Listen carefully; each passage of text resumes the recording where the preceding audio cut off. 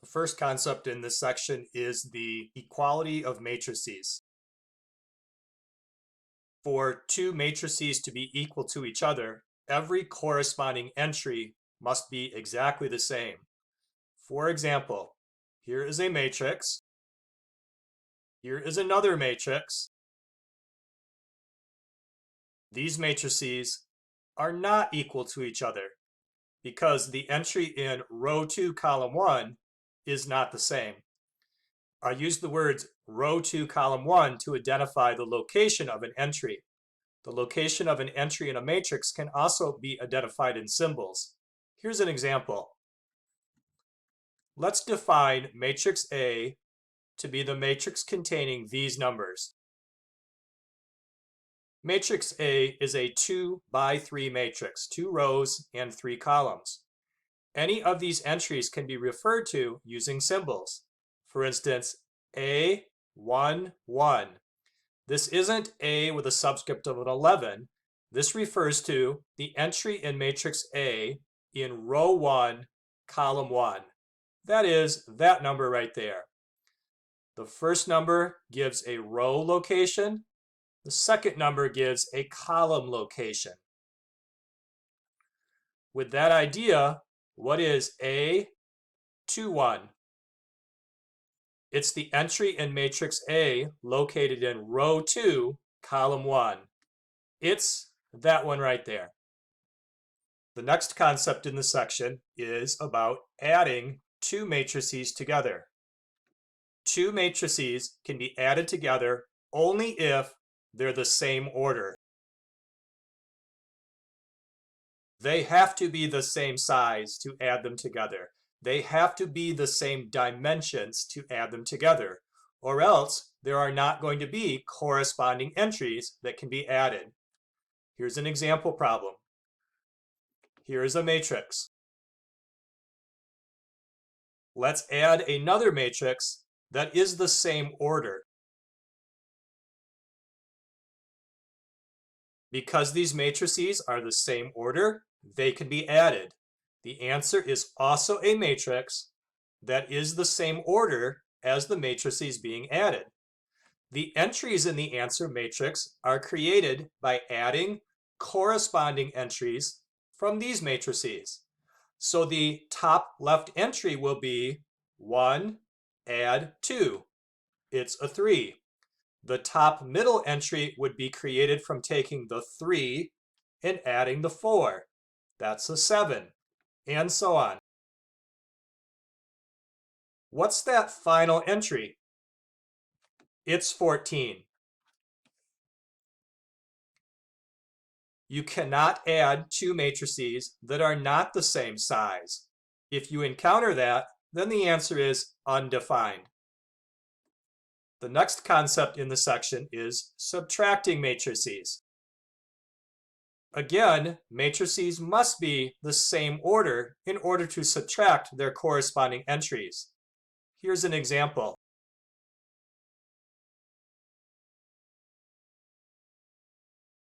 This matrix subtract this matrix. They can be subtracted because they are the same order, and the answer will be a matrix that is the same order. Subtract corresponding entries. 2 subtract 5 is -3. 3 subtract 8 is -5. 6 subtract -2 is +8.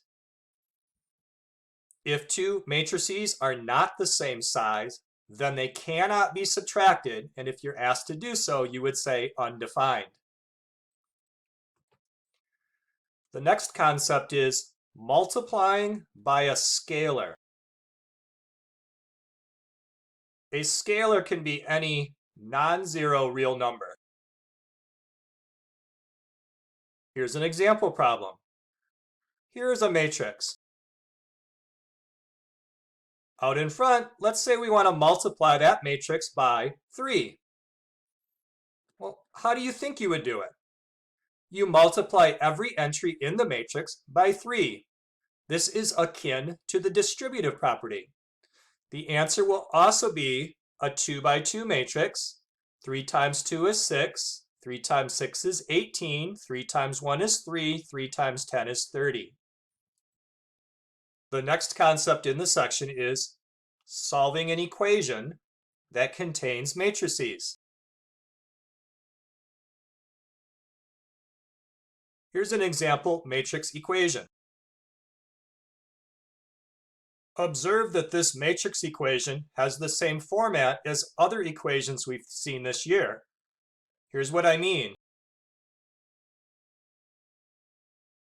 This equation and this equation have the same format, and the solution process is the same. To solve for x, you would subtract a from both sides and then divide by the coefficient of 3. The fact that these variables a and b are matrices doesn't prevent you from performing those algebra operations. First step, subtract the matrix containing 2 and 4 from both sides. Negative 6 subtract 2 is negative 8. 10 subtract 4 is 6.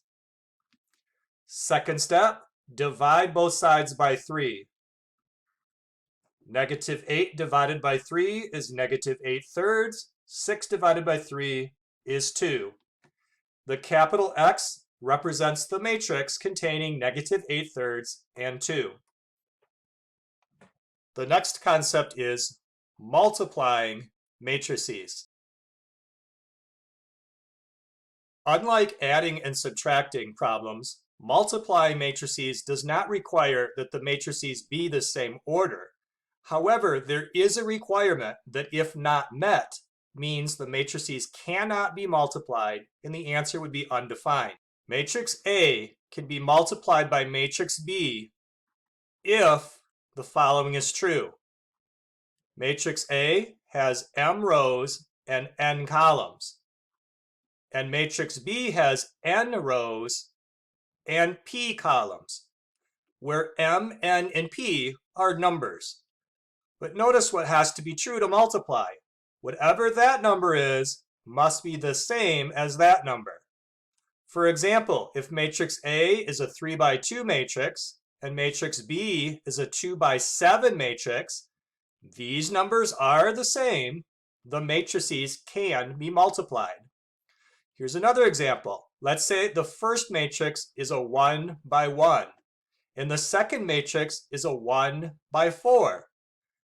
Those two are the same, so it can be multiplied.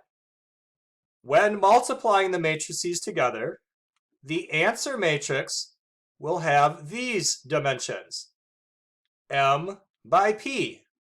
What that means is, if we take a 3 by 2 matrix and multiply by a 2 by 7 matrix, they can be multiplied, and the answer is a 3 by 7 matrix. Or let's look at our second example. If we multiply a 1 by 1 matrix by a 1 by 4, then the answer is a 1 by 4 matrix. So the middle numbers have to match in order to multiply them, and then to figure out the size of the answer, you use the first number with the last number. And again, when you're talking about the order of a matrix, the first number refers to rows, the second number refers to its columns. Let's try some examples of this. We'll multiply this matrix by this matrix. First thing you do is decide if they can be multiplied. This is a 2 by 2. This is a 2 by 2. Check to see if those numbers match. Does the first matrix have the same number of columns as the second matrix has rows? Yes. Then to decide the order of the answer, look at that number and that number. The answer is a 2 by 2 matrix. So what I suggest is you write some brackets, leaving enough space in the brackets for the 4 numbers that you know will go in the answer. Now to get the answer in the top left corner, that is to get the answer in row 1, column 1, we're going to use numbers from row 1 of this matrix and the numbers from column 1 of this matrix. Take the 2 multiply it to the 4. Then we're going to add, now move over here to the 3 and multiply it to the 1. 2 times 4 is 8. 3 times 1 is 3. 8 plus 3 is 11. This number is an 11. The 11 came from distributing the numbers from the first row of this matrix to the numbers from the first column of this matrix.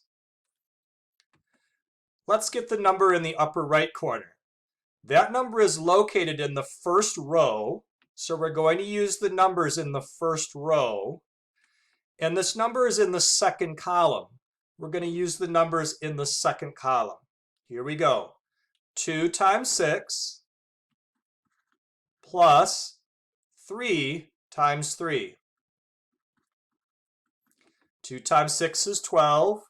3 times 3 is 9. 12 plus 9 is 21.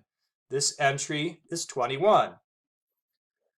This entry was created by distributing the numbers from the first row of this matrix to the numbers in the second column of this matrix. Now let's get this entry. What numbers are you going to use to get this? The first row distributed to the first column. Here it is. 5 times the 4 plus 6 times the 1. That's 20 plus 6, which is 26. Okay, one more entry to figure out.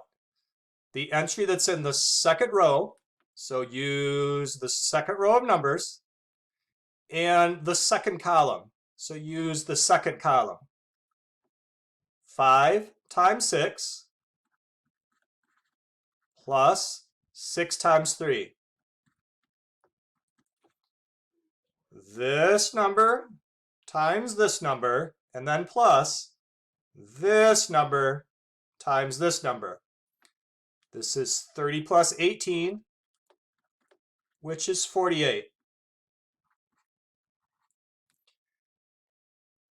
We've multiplied together two matrices. The answer is also a matrix containing these 4 entries. Let's try another example.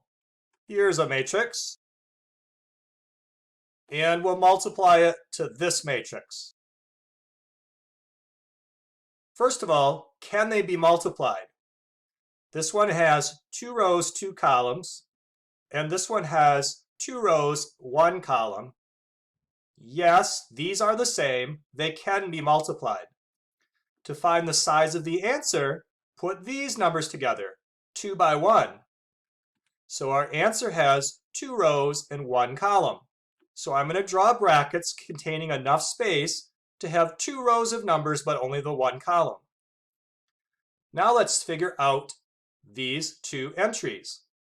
The entry in the first row and the only column will be found by taking the numbers in the first row, distributing them to the numbers in this one and only column. 2 times 3 plus 7 times negative 1. This is 6 plus negative 7, which is negative 1. Now we'll figure out this entry. It's located in the second row, first column of the answer. So use the numbers from the second row along with the numbers from this column. We're going to take the 1 and times it to the 3, and then add the 0 times to the negative 1. This is 3 plus 0, which equals 3.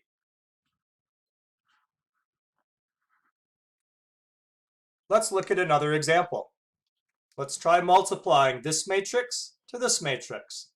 Well, first of all, can they be multiplied? This matrix is a 1 by 3. It has 1 row with 3 numbers in it. This matrix is a 3 by 1. It has 3 rows with 1 number in them. These numbers match. So yes, it can be multiplied, and the answer will be a 1 by 1. So our brackets need to only include 1 number. Now let's find that number. 2 times 3 is 6. 7 times 4 is 28. 8 times 1 is 8. And this makes 42. In working out these three examples, you'll have noticed that the process of multiplying a matrix to another matrix involves distributing rows of numbers to columns of numbers and performing some additions as part of the process. This concludes the video about performing operations with matrices.